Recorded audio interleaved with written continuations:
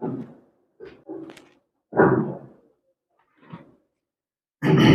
اللہ، الحمد للہ، والصلاة والسلام علی رسول اللہ وعلی آلہ وصحبہ وموالا۔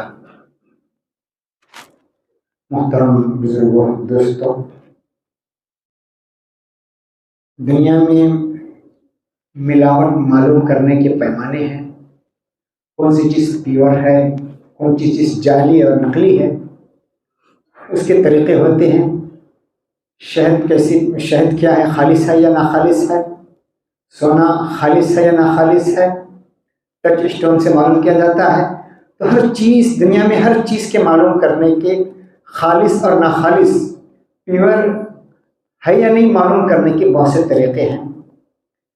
تو انسانوں کو معلوم کرنے کے بھی طریقے ہیں، پیمانے ہیں۔ قوموں کو ناپنے کے بھی پیمانے ہیں۔ اسی لیے مشہور مثل ہے، الناس اجناس منہم النحاس ومنہم الالماس۔ لوگوں کی قسمیں ہیں، کچھ لوگ پیتل ہیں اور کچھ ہیرے ہیں۔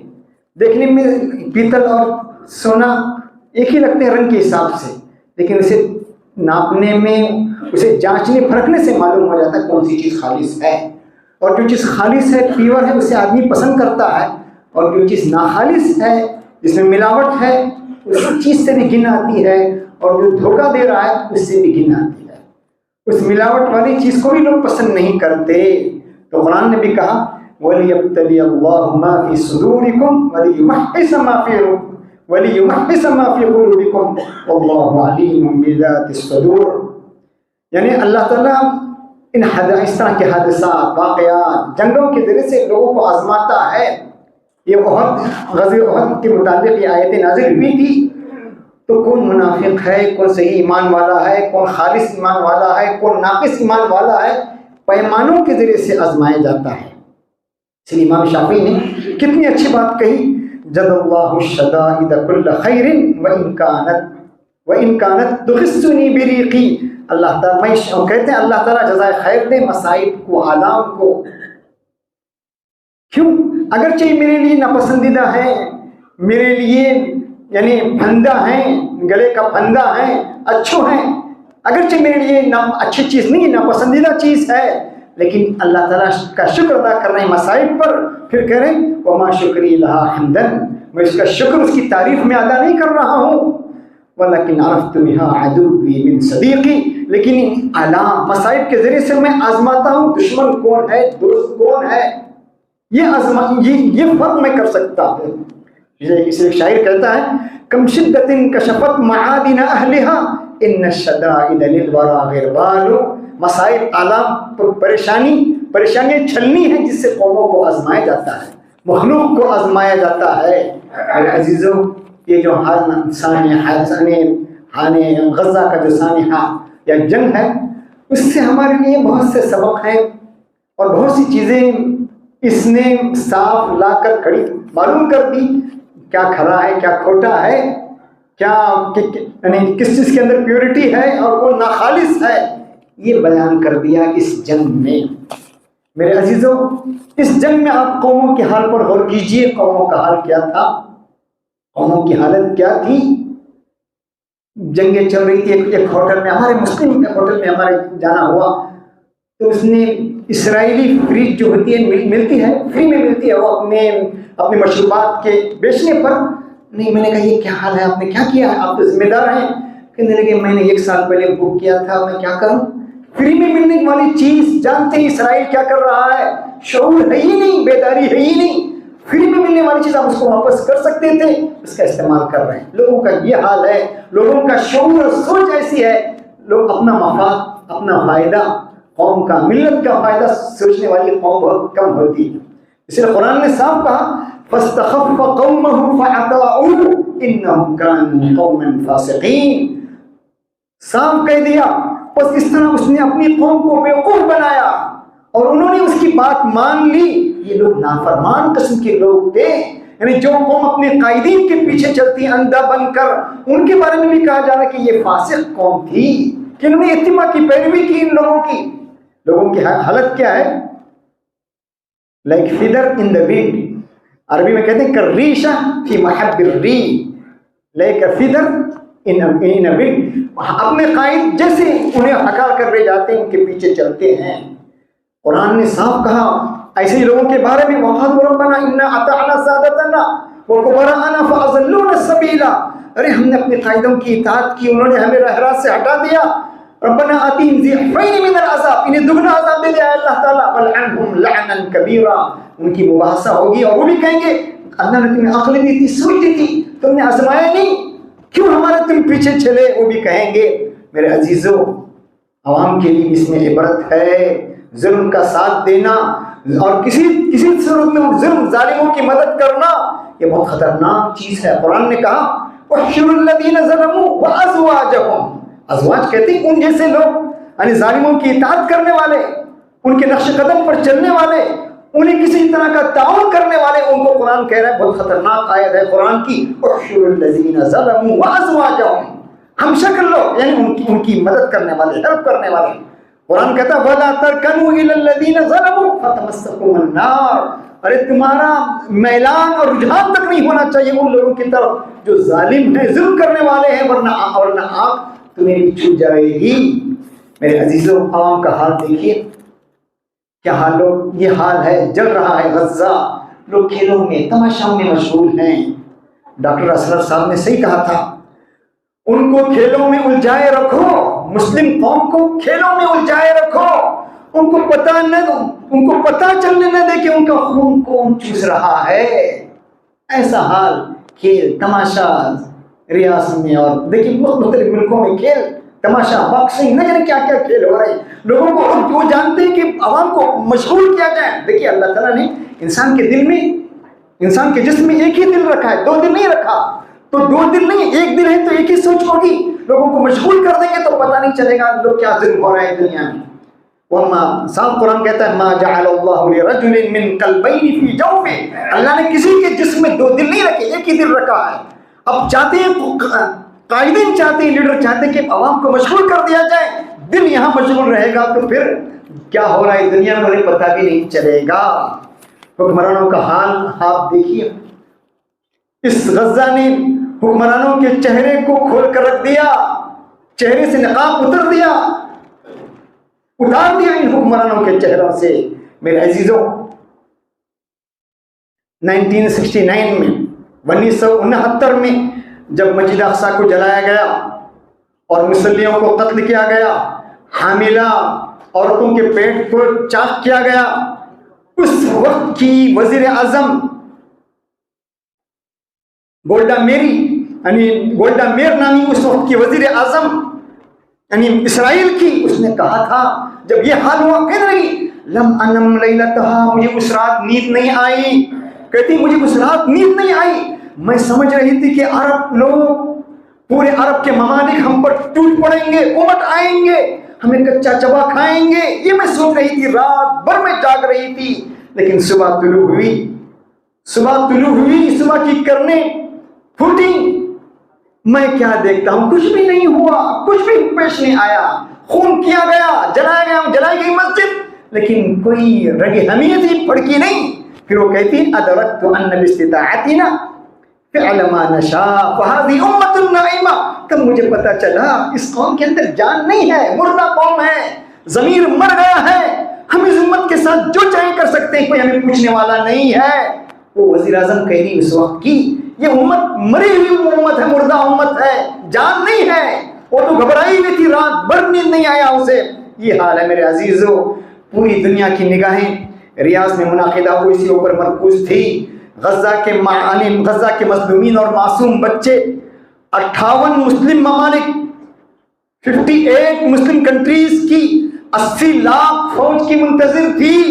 وہ دیکھ رہی تھی جس طرح یوکرین کو اپنے ملک کے دفاع کا حق حاصل ہے، ان فلسطینیوں کو بھی اپنے ملک کے دفاع کا حق حاصل تھا، لیکن کسی نے مدد نہیں کی. کتنی اچھی بات کہی ایک عرب مفکر نے، بہت اچھی بات کہی.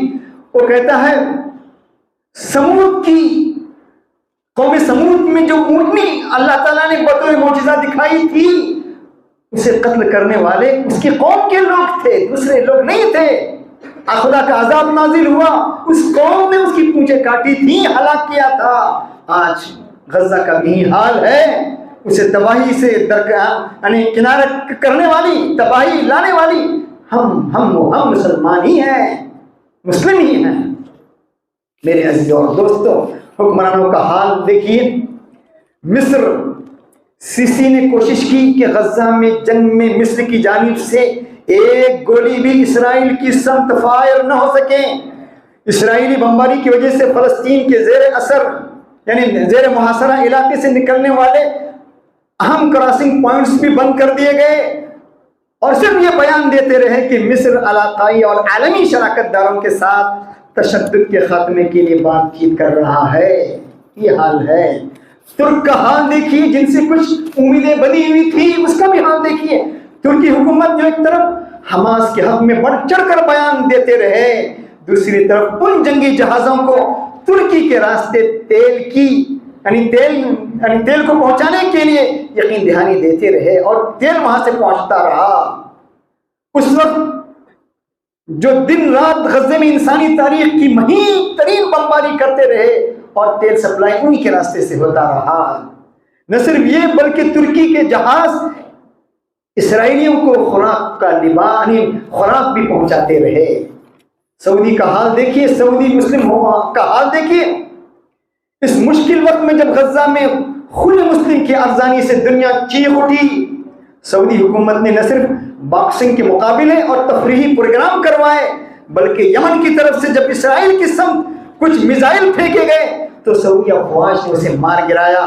اردن کا حال دیکھیے، اردن کی سرحد اسرائیل سے ملتی ہے، امریکہ کی طرف سے اردن کے راستے اسلحے کی سپلائی ہوتی ہے اسرائیل کے لیے امریکہ کی طرف سے۔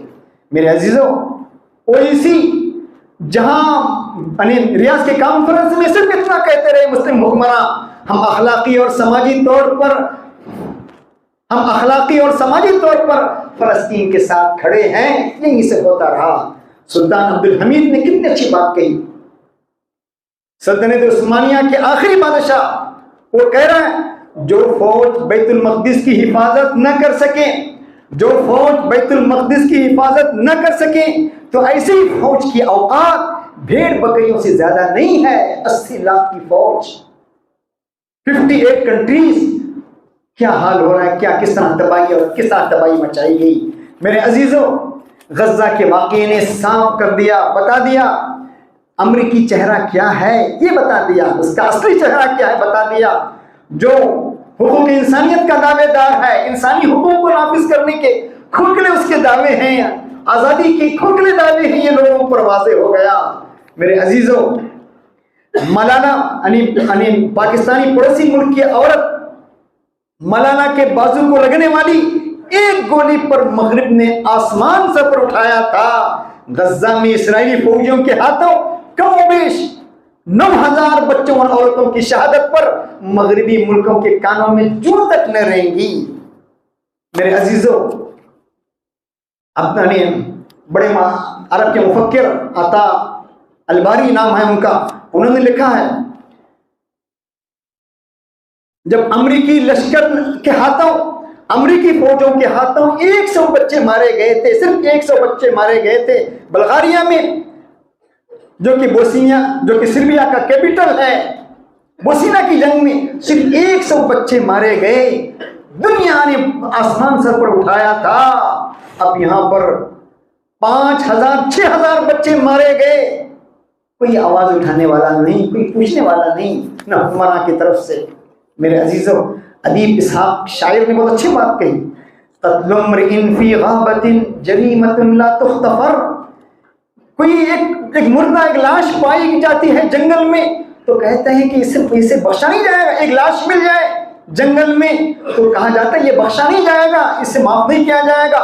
وقتل شعب آمن مسألۃ فیہا نظر، پوری کی پوری قوم کو تباہ کر دیا جائے، نسل کشی کر دیا جائے، پرامن قوم کی پوری نسل کشی ہو جائے، اور جب پوچھا جائے کہنے لگے یہ مسئلہ قابل غور ہے، کہتے ہیں یہ مسئلہ قابل غور ہے۔ جاج مناش شاہ نے کہا تھا جب انسان کسی چیتے کو، کسی جانور کو مارتا ہے تو لوگ کہتے ہیں یہ مشق کر رہا تھا تفریح کے لیے نشانہ بازی تھی. ایک انسان کسی جانور کو قتل کرتا ہے, کسی چیتے کو قتل کرتا ہے, اب وہی چیتا کسی انسان کا شکار کرتا ہے اپنی غذا کے لیے. تو کہتے ہیں کتنا بڑا وحشی ہے. یہاں پورے شہروں کو بموں سے اڑا دیا جاتا ہے, پورے شہروں کو تہس نہس کیا جاتا ہے, لیکن جن تک نہیں رینگتی اور نہیں کہا جاتا اس جانور کو اپنی غذا کے لیے کھاتا ہے. صرف ایک جانور پیٹ بھرا ہوا ہوتا تب بھی وہ شکار نہیں کرتا. میرے عزیزوں اور دوستوں, مغربی قوموں کو ہم نے دیکھا, ان حکمرانوں سے وہ مغربی قومیں جو بہتر تھی, جو سڑک پر اتر آئیں اور احتجاج سرسرا پر احتجاج بنی رہی, اور اب بھی احتجاج پر احتجاج کر رہے ہیں, اپنے حکمرانوں کو لتاڑ رہے ہیں. ان حکمرانوں سے تو یہ مغربی قومیں بہتر تھی. اور جب ایسے احتجاجات وہاں پر ہوئے میرے عزیزوں, جو احتجاجات مسلم دنیا میں نہیں ہوئے, اور احتجاجات ہوئے بھی تو مانی نسل کشی کے بعد ہوئے, اور یہاں تو احتجاجات شروع سے رہے. میرے عزیزوں اور دوستوں, علماء کا کردار حال دیکھیے, درباری علماء کا کردار, ان کا حال دیکھیے, جو کبھی اس جنگ کو فتنہ قرار دیتے ہیں, جو اس جنگ کو, اس نسل کشی کو بھی فتنہ قرار دیتے ہیں, کہتے ہیں فتنہ ہے. انہیں نہیں پتا سامراجیت فتنہ ہے, اس فتنوں کو پھر نہ کرنا نہ بجھانا یہ بڑا فتنہ ہے. یہ فتنہ نہیں, سامراجیت کو ختم کرنا, غصب کی ہوئی زمین کو لوٹانا یہ اصل ہے. میرے عزیزوں, یہاں تک یہ حوالہ دیا جاتا ہے وَأَنفِقُوا فِي سَبِيلِ اللَّهِ وَلَا تُلْقُوا بِأَيْدِيكُمْ إِلَى التَّهْلُكَةِ. کہتے ہیں بھائی یہ خودکشی کر رہے ہیں, یہ فلسطینی جو اپنی کاس کے لیے لڑ رہے ہیں خودکشی کر رہے ہیں, انہیں کوئی بتائے یہ خودکشی نہیں ہے. ترمذی کی حدیث ہے, كُنَّا بِمَدِينَةِ الروم, ہم روم کے شہر میں تھے تو روم کی بڑی فوج آئی تو ہم میں سے ایک مسلمان اس پر حملہ ور ہوا, اس سب میں گھس گیا. کسی نے کہا ارے یہ مسلمان خودکشی کر رہا ہے. تو ایوب انصاری کھڑے ہو گئے کہ اے لوگوں, تم اس آیت کی یہ تعبیر کرتے ہو, حالانکہ یہ آیت اس وقت نازل ہوئی جب اللہ نے اسلام کو غلبہ عطا کیا تھا اور اسلام کے مدد کرنے والے زیادہ ہو گئے تھے, اور ہم میں سے ہر ایک چھپ کے کہہ رہے تھے لوگوں سے اب ہو گیا, جنگیں ختم ہو گئی, اب ہم رہیں گے, اپنے جو کھیت ہمارے جو ضائع ہو گئے ان کی اصلاح میں لگ جائیں گے, اب ہماری ضرورت نہیں ہے. کہتے ہیں اس وقت کی آیت نازل ہوئی تھی.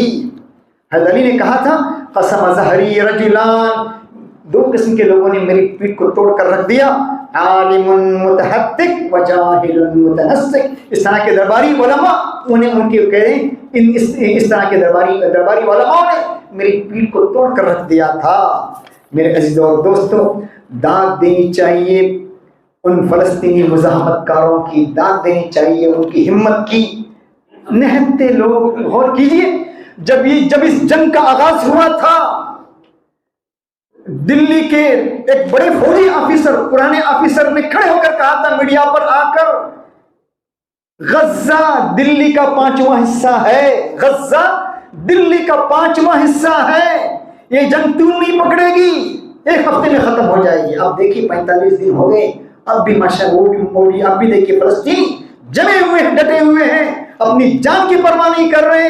شفا ہسپتال کو اڑا دیا گیا اور ان پر الزام لگا دیا گیا کہ یہ آپ لوگوں نے ایسا کیا ہے. فلسطینیوں نے کہا آپ کسی ایسے آدمی کی سپرد کیجیے, جائزہ لیجیے وہاں کیا رکھے ہوئے کیا چیزیں ہیں. تو میرے عزیزوں, داد دینی چاہیے ان لوگوں کی, ان کی ہمت کی. انہوں نے مغرب کا چہرہ کھول کر رکھ دیا. صہیونیوں کو گویا صہیونیوں کو کی جو حقیقت کو سبتاز کر دیا, بتا دیا یہ تمہارے اخلاق ہیں, یہ ہمارے اخلاق ہیں. ہم نے اپنے تمہارے قیدیوں کے ساتھ کیا معاملہ کیا, تم نے ہمارے نہتے بچوں اور عورتوں کے ساتھ کیا معاملہ کیا. دنیا جانتی ہے کون صحیح ہے کون یہ ہے. میرے عزیزوں, آپ غور کیجیے اس واقعے پر, آپ غور کیجیے. کسی جرنلسٹ نے, عربی جرنلسٹ کہتا ہے 1100 لوگ مارے گئے, 11,000 لوگ مارے, 11,000 لوگوں کو صہیونیوں نے ختم کیا, اور اس میں آدھے سے زیادہ بچے اور عورتیں تھیں.